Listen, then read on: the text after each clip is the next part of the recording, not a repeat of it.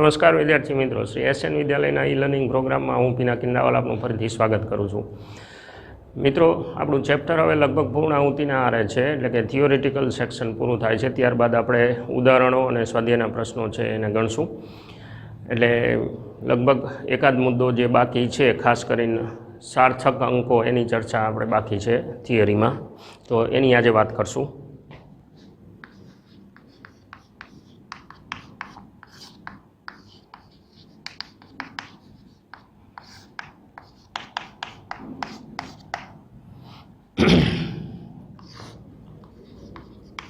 सार्थक अंको, significant digit, significant figures. हवे शुरू कर्या पहला बे व्याख्या जे छे एने स्पष्ट करी लई। एक छे चौकसाई, that is accuracy, અને बीजू छे सचोटता, that is precision। आ बे शब्दों वारे घड़ी आपणा टच में आवशे। हवे चौकसाई कोने कहेवाय? खास करीने मापनने लगता प्रश्नों की आपणे वात करी रह्या छीए। एटले ज्यारे पण कोईपण भौतिक राशिनुं मापन आपणे करता होय त्यारे ई मापन जे ते राशिना साचा मूल्यनी केटलुं वधु नजीक छे एनुं जे माप आवे एने चौकसाई कहेवाय। कोईपण भौतिक राशिनुं माप साचा मूल्यनी केटलुं वधु नजीक छे एनुं जे माप आवे एने आपणे चौकसाई, एक्यूरसी कहेशुं। मानो के तमारी पासे कोई एक तार छे, एनी लंबाई 3 पॉइंट एक्चुअल में आवी छे, वास्तविक लंबाई मानी लई। हवे आपणे एने सादी स्केल थी मापी।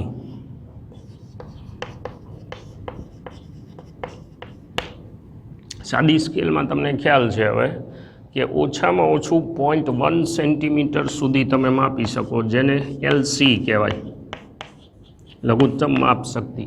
1 सेंटीमीटरना 10 भाग करेला छे एमां। हवे एनाथी तमे माप्युं अने धारो के 3.3 सेंटीमीटर आव्युं।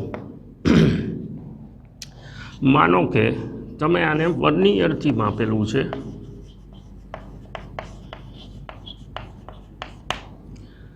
जेनुं LC तमे प्रयोग में समझशो 0.01 सेंटीमीटर है, मतलब 0.1 सेंटीमीटर बीजा 10 भाग करेला है एमां।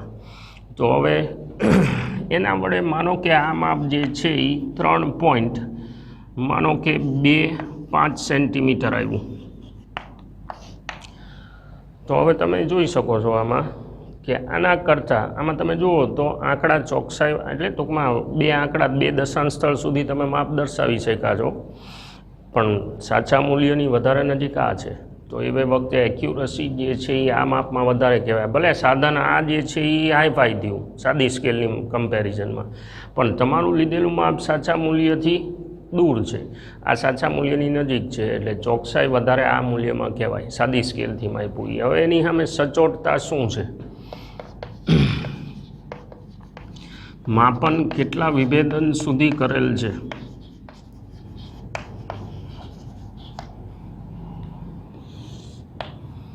एनुं जे माप आवे। मापन कोईपण राशिनुं तमे करो तो केटला विभेदन, प्रिसिजन, केटला विभेदन, रिजोल्यूशन, एटले के तमे मापना केटला भाग करी शक्या छो एना उपर सचोटता आधार राखे छे। साधननी LC उपर आ वात जाय, एटले साधननुं LC जेम ओछुं तेम सचोटता वधारे। એટલે હવે આમાં જ જતા રહીએ આપણે।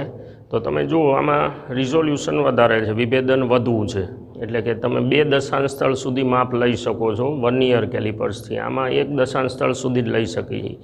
આનું LC છે એ ઓછું છે, તો આ માપ વધુ સચોટ કહેવાય અને આ માપ વધુ ચોક્કસ કહેવાય। ખાસ ધ્યાન રાખશું આપણે ઓબ્જેક્ટિવ માટે।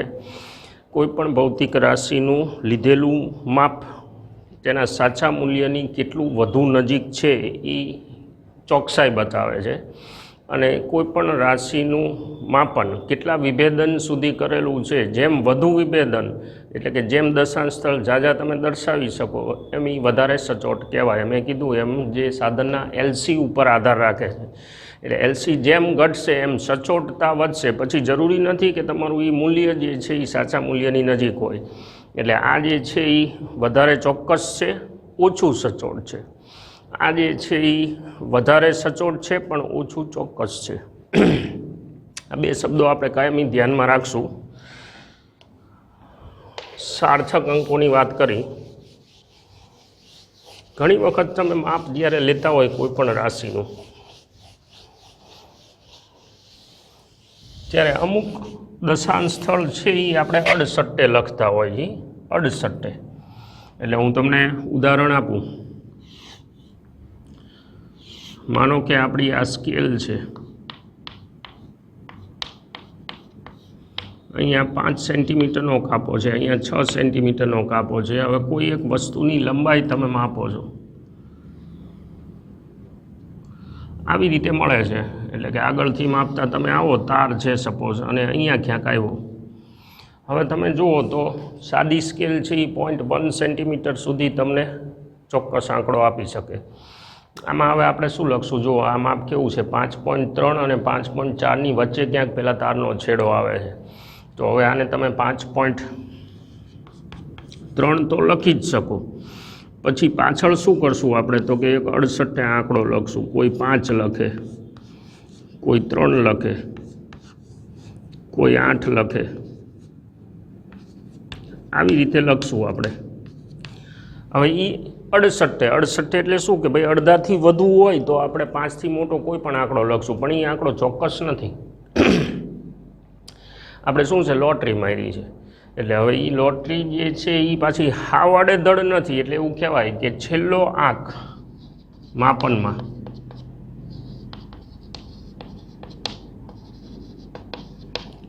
અચોક્કસ પણ અર્થપૂર્ણ હોય એને સાર્થક અંક કહેવાય.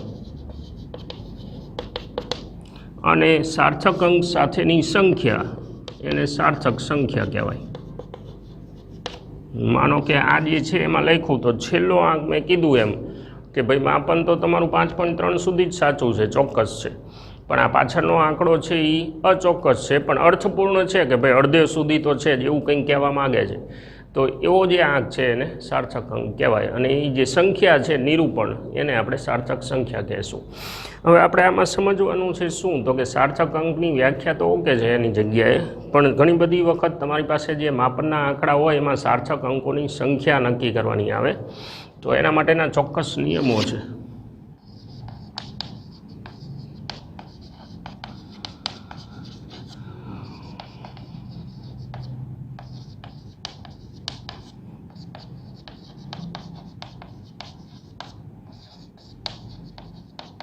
આપણે આ નિયમોના આધારે કોઈ પણ માપન લીધેલી રાશિ છે એને દર્શાવવાની છે સાર્થક અંકો સહિત.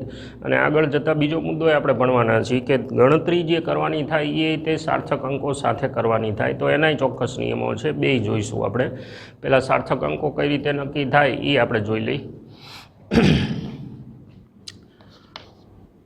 બધી જ શૂન્યેતર સંખ્યા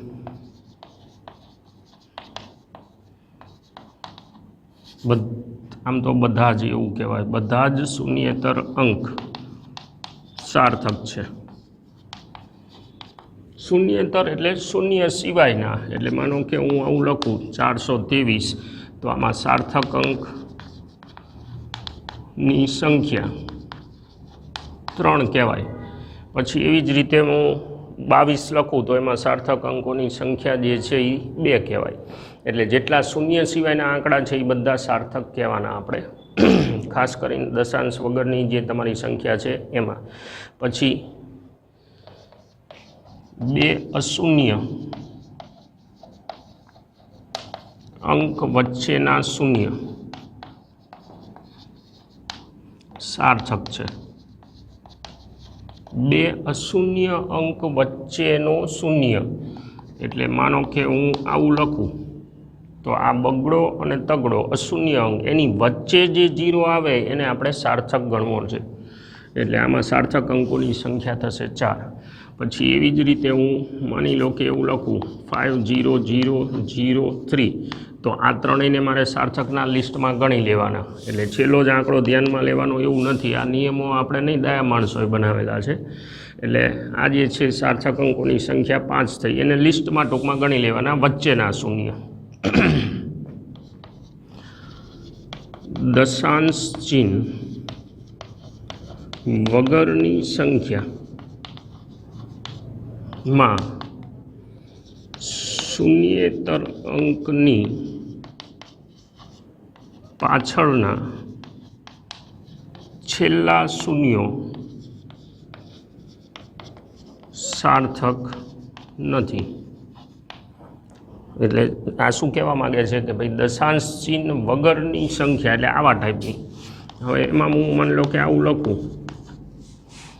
એટલે કે 42300, તો એમાં શૂન્યેતર અંકની પાછળના છેલ્લા મતલબ આ 2 0, તો એ સાર્થક નથી. એટલે આમાં સાર્થક અંકોની સંખ્યા 3 જ ગણવાની આપણે. ખાસ ધ્યાન રાખજો, દશાંશ ચિહ્ન વગરની સંખ્યામાં છેલ્લો તમારો શૂન્યેતર અંક હોય એની પાછળના જે શૂન્યો છે એને સાર્થકના લિસ્ટમાં ગણવાના નથી. એવી જ રીતે હું માની લો કે 10 લખું તો આમાં સાર્થક અંકની સંખ્યા 1 જ કહેવાય.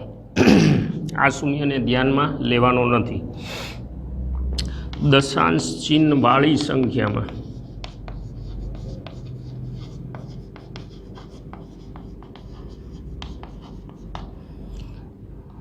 ડાબી બાજુના શૂન્યેતર અંકની ડાબી બાજુના શૂન્યો સાર્થક નથી.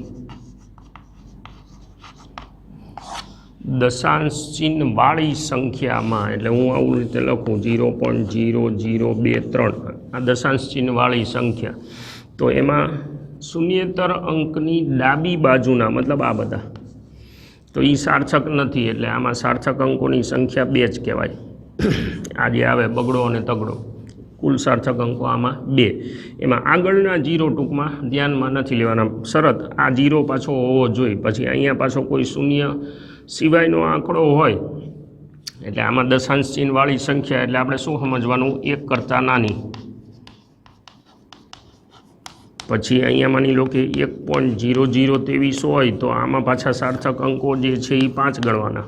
જેમ વચ્ચે મેં કીધું 2 શૂન્યેતર અંક વચ્ચે આગળ જે વાત કરી એ જ નિયમ અહીંયા લાગુ પડે કે 2 શૂન્યેતર વચ્ચેના 0 પાછા લેવાના. આમાં દશાંશ ચિહ્ન ભલે હોય પણ આ 1 કરતાં મોટી સંખ્યા થઈ, તો નિયમ આપણો જે છે એ લાગશે 1 કરતાં નાની સંખ્યા માટે કે ભાઈ તમારો શૂન્યેતર અંક છે એની ડાબી બાજુ બધા જ શૂન્યો જે હોય જો હોય તો એને સાર્થક નહીં ગણવાના. એટલે આમાં 2 થશે સાર્થક અંકોની સંખ્યા.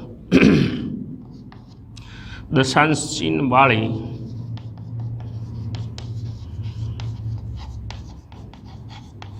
સંખ્યામાં એ પછી 1 કરતાં મોટી હોય કે નાની, છેલ્લા શૂન્યેતર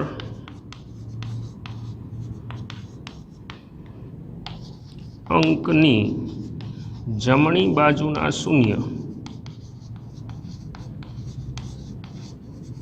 સાર્થક છે. જમણી બાજુના શૂન્ય જે છે એ સાર્થક છે. એટલે હું હવે આવું લખું કે 0.05200, તો આ આગળના 0 છે એને તો આપણે સાર્થક નથી ગણવાના. અહીંયાથી શરૂ કરી તો છેલ્લો શૂન્યેતર અંક છે આપણો 2, એની પાછળના 2 0 જે છે એને આપણે સાર્થક ગણવાના. એટલે અહીંયા સાર્થક અંકોની સંખ્યા થશે 4. છેલ્લા શૂન્યેતર અંકની પાછળના, ક્યારે દશાંશ ચિહ્નવાળી સંખ્યામાં છેલ્લા શૂન્યેતર અંકની પાછળના બધા જ શૂન્યો છે એને સાર્થક ગણવાના છે. એનાથી આગળ એકમ ફેરવવાથી સાર્થક અંકોની સંખ્યામાં ફેર ન પડે. मतलब કે મીટરના તમે સેન્ટીમીટર કરો કે સેન્ટીમીટરના તમે મિલીમીટર કરો કે બીજો કોઈ પણ એકમ જે તે રાશિ માટે બદલાવો તો એમાં સાર્થક અંકોની સંખ્યા બંને જે આવે તમારા મૂલ્યો એમાં સાર્થક અંકોની સંખ્યા સરખી જ રહે, પણ શરત એવા કિસ્સામાં જ્યારે એકમ ફેરવી અને સાર્થક અંકોની સંખ્યા નક્કી કરવી હોય, ભલે ટેક્સ્ટ બુકમાં ઉલ્લેખ ન હોય, આપણે ધ્યાન રાખશું. સાયન્ટિફિક નોટેશનમાં તમારે એને બતાવવાનું.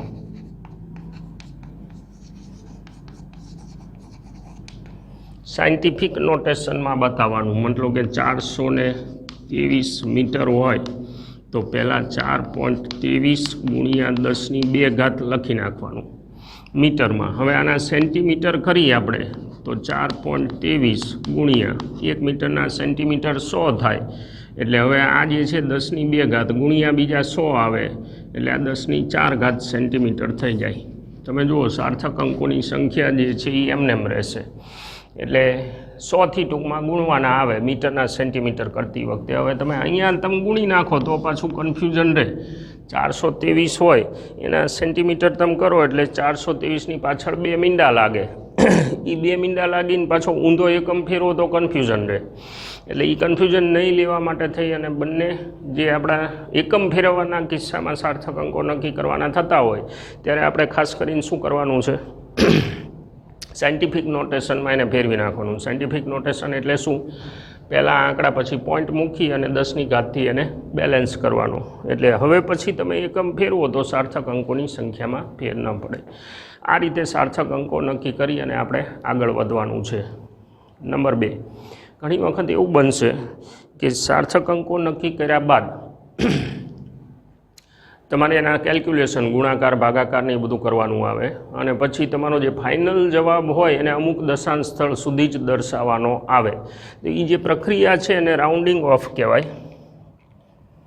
એટલે તમને સ્ટેટમેન્ટમાં કહેવામાં આવ્યું હોય કે ભાઈ કોઈ પણ જવાબ હોય તમારો એને 2 દશાંશ સ્થળ સુધી દર્શાવો અથવા તો 3 દશાંશ સ્થળ સુધી રાઉન્ડ ઓફ કરો, એવું કંઈક કીધું હોય તો એ રાઉન્ડિંગ ઓફના નિયમો જે છે એને આપણે ખાસ ધ્યાનમાં રાખવાના છે.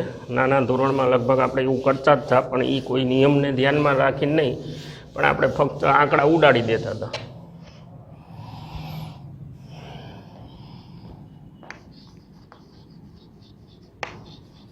રાઉન્ડિંગ ઓફ માટેના નિયમો.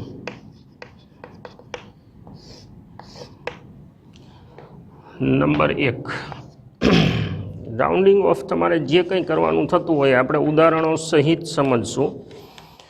પરિણામને કોઈ ચોક્કસ દશાંશ સ્થળ સુધી બતાવવાનું હોય ત્યારે આ લાગુ પડે. એટલે જે અંકને દૂર કરવો હોય એટલે કે રાઉન્ડ ઓફ કરવો હોય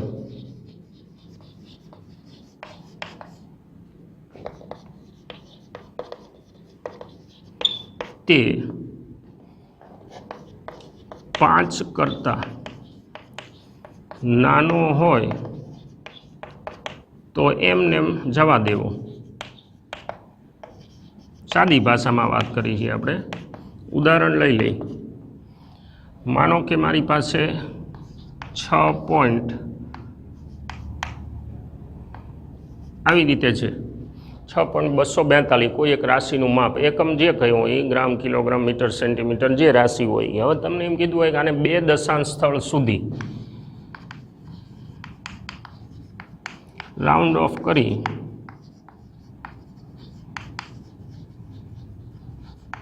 જવાબને દર્શાવવાનો છે. તો હવે 2 દશાંશ સ્થળ રાખવાના છે આપણે અને ત્રીજો ઉડાડવાનો છે. તો જેને દૂર કરવો હોય, અહીંયા મારે આને દૂર કરવો છે, ત્રીજો અંક જે છે એને રાઉન્ડ ઓફ કરવાનો છે ટૂંકમાં. તો હવે એ 5 કરતાં નાનો હોય તો એને જવા દેવાનો છે. એટલે આનો જવાબ થશે 6.24. જો એ 5 કરતાં મોટો હોય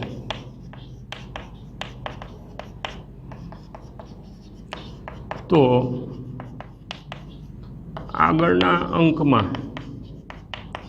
1 ઉમેરવો. મતલબ કે 6.24 આવું હોય એટલે જેને દૂર કરવાનો છે એ અંક જો 5 કરતાં મોટો હોય તો એની આગળના અંકમાં 1 ઉમેરી દેવાનો છે, એટલે 6 પોઈન્ટ. આ 5 કરતાં મોટો છે એટલે આનો જવાબ થશે 6.25. એક્ઝેક્ટ 5 હોય. ત્યારબાદ અશૂન્ય હોય તો આગળના અંકમાં 1 ઉમેરવો. એટલે એવું બને એક્ઝેક્ટ 5 હોય, માની લો કે જેને ઉડાડવાનો છે એ એક્ઝેક્ટ 5 છે, ત્યારબાદ અશૂન્ય આંક છે અને હવે મારે 2 દશાંશ સ્થળ સુધી આને રાઉન્ડ ઓફ કરવું છે, તો આનો જવાબ શું થશે? 6 પોઈન્ટ. એક્ઝેક્ટ 5, પાછળનો અશૂન્ય આંક, તો આગળમાં 1 ઉમેરવાનું, એટલે આનો જવાબ થશે 6.25. 5 હોય ત્યારબાદ શૂન્ય હોય એવું બને તો આગળનો અંક જો બેકી હોય તો એમનેમ અને એકી હોય તો તેમાં 1 ઉમેરવું. આ નિયમ ખાસ ધ્યાનમાં રાખવાનો છે આપણે. એટલે માનો કે 6 પોઈન્ટ આવી રીતે છે. એક્ઝેક્ટ 0 પહેલાં તો જેને દૂર કરવાનો છે એ એક્ઝેક્ટ 5 છે, એના પછી 0 છે માનો કે, તો હવે આગળનો અંક જે છે એ જો બેકી હોય તો એમનેમ, અને જો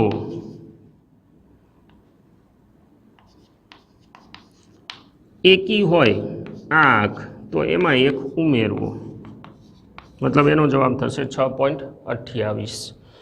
આ સાર્થક અંકો સાથે જ્યારે પણ કેલ્ક્યુલેશન આપણે દર્શાવવાના થાય ત્યારે પહેલાં સાર્થક અંકોના નિયમો પ્રમાણે આપણે હાલવાનું છે. હજુ સાર્થક અંકો સાથે કેલ્ક્યુલેશન કેવી રીતે થાય એ આપણે ચર્ચા કરશું, પણ સાર્થક અંકો નક્કી કરવાના નિયમો આપણે ખાસ ધ્યાનમાં રાખવાના. દરેક કેલ્ક્યુલેશનમાં આપણે એની જરૂર પડશે.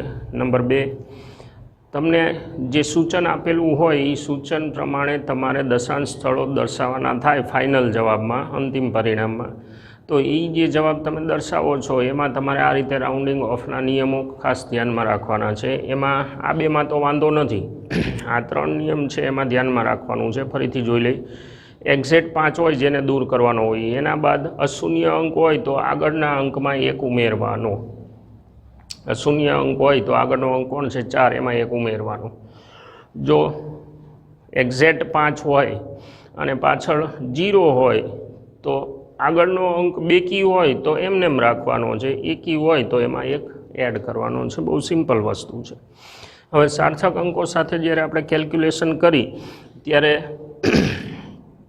કયા કયા નિયમો ધ્યાન રાખવા પડે ગણતરી માટે એની આપણે ચર્ચા કરશું, પણ એ નેક્સ્ટ આપણે લેક્ચરમાં વાત કરશું. અત્યારે હું રજા લઈશ. Thank you for watching. Keep watching. નમસ્કાર.